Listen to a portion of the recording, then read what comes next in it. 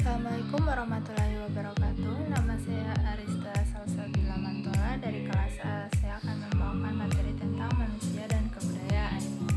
Manusia adalah makhluk hidup ciptaan Tuhan dengan segala fungsi dan potensinya yang terikat kepada aturan hukum alam, mengalami kelahiran, pertumbuhan, perkembangan, mati, dan seterusnya, serta terkait dan berinteraksi dengan alam dan lingkungannya dalam sebuah hubungan timbal balik positif maupun negatif. Manusia juga sering disebut dengan makhluk individu, di mana memiliki pemikiran-pemikiran tentang apa yang menurutnya baik dan sesuai dengan tindakan-tindakan yang akan diambil. Namun manusia juga disebut dengan makhluk sosial karena manusia tidak dapat hidup sendiri, melainkan harus saling berinteraksi dan saling berhubungan dengan lingkungan dan tempat tinggalnya.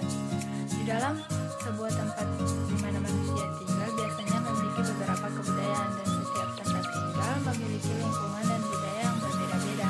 Kebudayaan tersebut berlaku terus-menerus dan selalu diterapkan kepada anak-anak mulai dari usia dini, agar generasi seterusnya tidak melupakan yang dan meninggalkan budaya dari tempat dia tinggal. Kebudayaan adalah segala sesuatu yang dilakukan dan dihasilkan oleh manusia yang berupa kebudayaan material, yaitu benda-benda ciptaan manusia, misalnya kendaraan, alat rumah tangga, dan lain-lain, dan kebudayaan non-material, yaitu semua hal yang tidak dapat dilihat dan diraba, misalnya agama, bahasa, ilmu, pengetahuan, dan sebagainya. Kebudayaan itu tidak diwariskan secara generatif atau biologis, melainkan hanya mungkin diperoleh dengan cara belajar. Kebudayaan diperoleh manusia sebagai anggota masyarakat. Tanpa masyarakat, kemungkinannya sangat kecil untuk membentuk kebudayaan. Sebaliknya, tanpa kebudayaan tidak mungkin manusia dapat mempertahankan kehidupannya. Jadi kebudayaan adalah hampir semua tindakan manusia dalam kehidupan sehari-hari. Sistem nilai dan gagasan utama dari kebudayaan terwujud dalam 3 sistem. Yang pertama, sistem ideologi. Sistem ideologi ini lebih jelasnya meliputi etika manusia, norma atau aturan yang berlaku di lingkungan tempat tinggal, adat istiadat, dan peraturan hukum.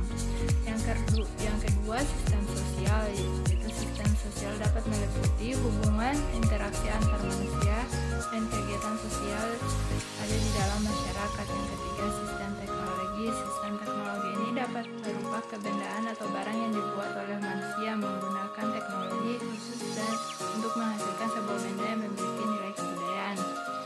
Dalam kebudayaan terdapat pola-pola perilaku yang merupakan cara-cara manusia untuk bertindak sama dan harus diikuti semua anggota masyarakat. Artinya, kebudayaan merupakan suatu garis pokok tentang perilaku yang menetapkan peraturan-peraturan mengenai bagaimana masyarakat harus bertindak, bagaimana masyarakat melakukan hubungan dengan orang lain atau bersosialisasi, apa yang harus dilakukan, apa yang dilarang, dan sebagainya. Hasil karya manusia akan melahirkan kebudayaan atau teknologi yang nantinya akan berguna untuk melindungi ataupun membantu masyarakat untuk mengolah alam yang bisa bermanfaat bagi masyarakat sendiri. Secara khusus, kebudayaan berfungsi sebagai suatu hubungan interaksi antar kelompok, wadah untuk menyalurkan perasaan-perasaan, pembimbing kehidupan manusia, pembeda antar manusia dan binatang, hidup lebih baik, lebih bermanusiawi, berkemanusiaan secara umum.